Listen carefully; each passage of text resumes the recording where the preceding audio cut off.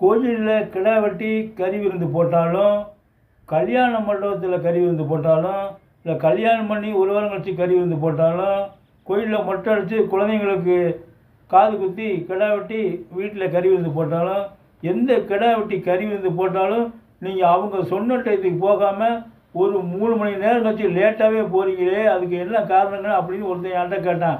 நான் சொன்னேன், ஆடு வெட்டி கறியெல்லாம் குழம்பெல்லாம் வச்சு முடிச்சுடுவாங்க, சப்ளை நடந்துக்கிட்டு இருக்கோம். ஆனால் இந்த குடல் களி வறுக்கிறதுக்கும் தலைக்கறி பொசுக்கி வறுக்கிறதுக்கு கொஞ்சம் லேட்டாகும். கொஞ்சம் லேட்டாக போனால் தான் அது வறுத்து ரெடியாக இருக்கும். அதனால் அப்போ தான் அதையும் நமக்கு கேட்பாங்க, பொரியல் தலைக்கறி ரெடியாச்சு கொண்டாந்து வைக்கட்டுங்களா அப்படின்னு கேட்பாங்க. சரி வைங்க அப்படிங்களா. இல்லை குடல் கறி வறுத்துருக்கங்க கொண்டாந்து வைக்கட்டுங்களா அப்படின்னு கேட்பாங்க. சரி வைங்கங்களா. அதுக்கு தாங்க லேட்டாக போகணும். எதுவுமே கொஞ்சம் யோசனை பண்ணி பார்க்கணும்.